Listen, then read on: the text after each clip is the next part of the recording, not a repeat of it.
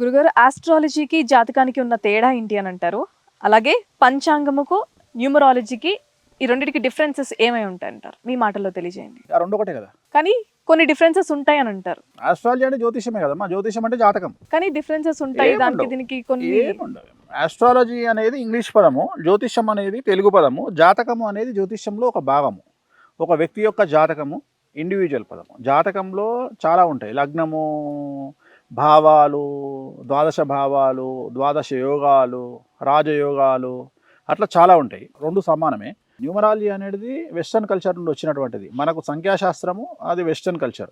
Okay. So జనరల్గా అసలు అది మనము తీసుకో. మనం ఓన్లీ జాతకాలను మనము పుట్టినటువంటి సమయాన్ని బట్టి జాతకాలు చెప్తాం తప్ప వీటికి వాటికి సంబంధమే ఉండదు. ఓకే. అసలు పంచాంగం అనేది డిఫరెంట్. పంచాంగాలతోని తిదివార నక్షత్ర కర్ణ యోగాలతోని స్టార్ట్ అయ్యేది పంచాంగం. న్యూమరాలజీ అనేది దానికి సంబంధమే లేదు. ప్రెసెంట్ భారతదేశంలో క్రిస్టియానిటీ ఎక్కువైపోతుంది అని అంటారు. మన హిందువులు ఎలా ఉంటే బాగుంటుంది అని అంటారు? హిందువులు ఎలా ఉంటుంది అంటే హిందువులకే శత్రువులు కదా. ఒక హిందువు డెవలప్ అవుతుండు, ఒక శాస్త్రంలో అనగానే ఎవడో వచ్చి కాలు బట్టి గుంజుతాడు. ఒక హిందువు డెవలప్ అయ్యిందంటే ఇంకోటి వచ్చి గుంజుతాడు. మన దాంట్లో మనకు క్లారిటీ లేదు. రెండోది, ఎప్పుడే కానీ శాస్త్రం మనది మనం చెప్పుకోమన్నది.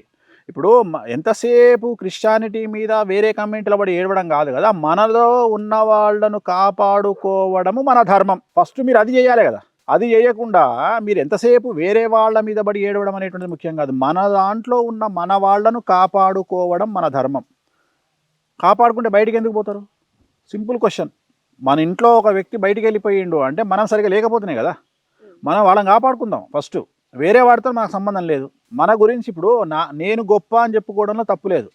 అవతలి వాడు దుర్మార్గుడు అని ఎందుకు చెప్పాలి? నేను గొప్ప అని చెప్పుకుంటే చాలు కదా. వాడిని ఎందుకు తిట్టాలి బయటోని? నేనైతే ఆ సిద్ధాంతాన్ని ఫాలో అవుతా. నేను ఎవరిని తిట్టమని నేను చెప్పను. మనం మంచిగా ఉంటే మనం అందరినీ సమానమైనటువంటి భావంతో చూస్తే ఎవ్వడు బయటికి పోడు. సో ఇంకా హిందూ మతం అనేది మనం అనుకుంటున్నాం అట్లా. ఎంత క్రిస్టియానిటీ డెవలప్ అయినా ఎంత జరిగినా క్రిస్టియానిటీని మనం బేస్ చేసుకొని మాట్లాడే పరిస్థితి లేదు. ఎందుకంటే వాళ్ళు ఒకసారి దీంట్లోకి వస్తారు, దాంట్లోకి పోతారు, దీంట్లోకి వస్తారు, దాంట్లోకి పోతారు. వాళ్ళ కష్టాలను బట్టి ఎవరు వాళ్ళకు వెంకటేశ్వర స్వామి మంచి చేస్తే వెంకటేశ్వర స్వామి దగ్గరికి వస్తారు, మళ్ళీ అడుపోతారు, మళ్ళీ ఇటు వస్తారు, అటుపోతారు, ఇటు వస్తారు. సో అది కామన్, అది పెద్ద విషయం ఏం కాదు. అది రామాయణం అంటే ఇష్టమా?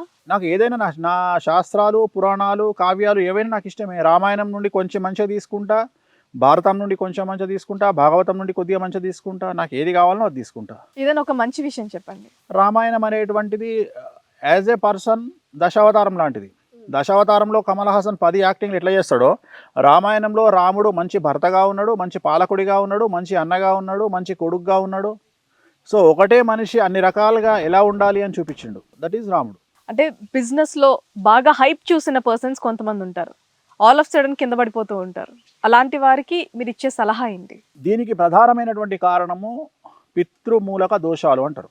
ఎవరైతే తమ జీవితంలో చనిపోయినటువంటి తల్లిదండ్రులకు కర్మకాండలు నిర్వహించరో, ఎవరైతే సంవత్సరికాలు నిర్వహించరో, అన్నిటికంటే ముఖ్యం కర్మకాండలు నిర్వహించరో, ఆ నిర్వహించకపోవడం వల్ల తలెత్తినటువంటిదే పితృదోషం. పితృదోషం కారణం చేత బాగా డబ్బు సంపాదించి జీవితంలో పడిపోవడము అనేటువంటిది, డబ్బు నాశనం చేసుకోవడం అనేటువంటిది ఒక సమస్య.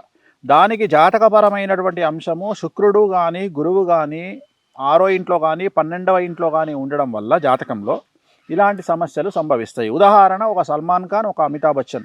ఏబీసీ కార్పొరేషన్ పెట్టి అమితాబ్ బచ్చన్ గారు 90 కోట్లు నష్టపోయి తిరిగి మళ్ళీ సినిమాలు చేసి పుంజుకొని పైకొచ్చారు. అట్లనే సల్మాన్ ఖాన్ కూడా అంతే, 400 కోట్లు నష్టపోయి ఇవాళ మళ్ళీ తను నిలదొక్కుని పైకొచ్చినాడు. సో వీళ్ళు కూడా ప్రతి ఒక్కళ్ళు జాతకాలను నమ్ముతారు, జాతకపరమైనటువంటి దోష నివారణలు చేసుకున్నాకనే పైకి వస్తారు. ఇవాళ డబ్బు సంపాదించిన అంబానీ గురించి మాట్లాడుకుంటాం. అంబానీ వాళ్ళ ఫ్యామిలీ చేయనటువంటి పూజలు ఉండవు.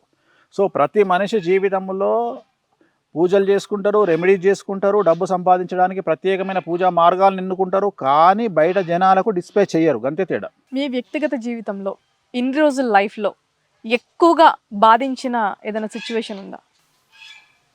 అసలు అంటే చిన్నదానికి కోపం తెచ్చుకోవడం, చిన్నదానికి బాధపడడం, చిన్నదానికి అరవడం, నా మూడ్స్ను వేరే వ్యక్తులు కమాండ్ చేసే రైట్స్ నేను ఎవరికి ఇయ్యను. నాకు కోపం రావాలంటే చాలా పెద్ద రీజన్ అయి ఉండాలి, నేను ఏడవాలి అంటే చాలా పెద్ద రీజన్ అయి ఉండాలి, నేను శత్రువుగా భావించాలంటే చాలా పెద్ద రీజన్ అయి ఉండాలి. చిన్న చిన్న వాటికి నేను ఏది పడితే ఆ డిసిషన్ తీసుకొని నా మూడ్స్ను నేను అనవసరంగా నేను మార్చుకోను. అంటే ఎదుటి వ్యక్తి మహేష్ బాబు అంటాడు కదా, ఎవడు తాగమంటే నేను తాగను, నాకు తాగాలనిపించినప్పుడు తాగుతా అని. అట్లా ఎవడు పడితే వాడు నా మూడ్స్ని కమాండ్ చేయాలి అంటే నేను యాక్సెప్ట్ చేయను. నేను వాటికి అసలు కాను. ఎందుకంటే వేణుస్వామి 100 సుఖాలు అనుభవించి వచ్చినాడు కాదు, వేణుస్వామి 1000 కష్టాలు అనుభవించినాడు. సో నేను ఎప్పుడు కష్టాలు వచ్చినప్పుడు చాలా సింపుల్గా తీసుకుంటా. అంటే దేనికి పెద్ద పొంగిపోయే మనస్తత్వం కాదు.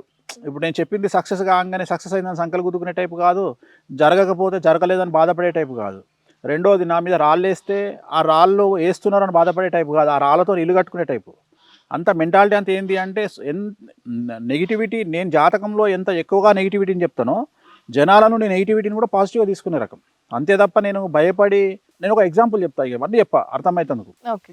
ఈ మధ్యకాలంలో గొడవలు జరిగినప్పుడు నా కూతురు, నా భార్య, నేను ముగ్గురం కూర్చున్నప్పుడు ఇట్లా బెడ్ మీద కూర్చొని డిస్కస్ చేస్తున్నప్పుడు నా కూతురుని అడిగిన నేను, తల్లి మమ్మీ అయితే షీ విల్ ప్రిపేర్ ఎవ్రీథింగ్, అన్నిటికీ ఆమె సిద్ధంగా ఉంది నా విషయంలో, నేను ఫిక్స్ అయ్యి ఉన్నా, నువ్వు కాలేజీకి వెళ్తున్నావు, నీకు నీ సర్కిల్లో నీ ఫ్రెండ్స్ వల్ల కానీ నువ్వేమన్నా ఫీల్ అవుతున్నావా ఇలాంటివి జరిగినప్పుడు అంటే, పప్పా లైట్ తీసుకో, నువ్వు జైలుకు పోతావా, పో, నీకు ఇష్టమైన బిర్యానీ తీసుకొస్తా.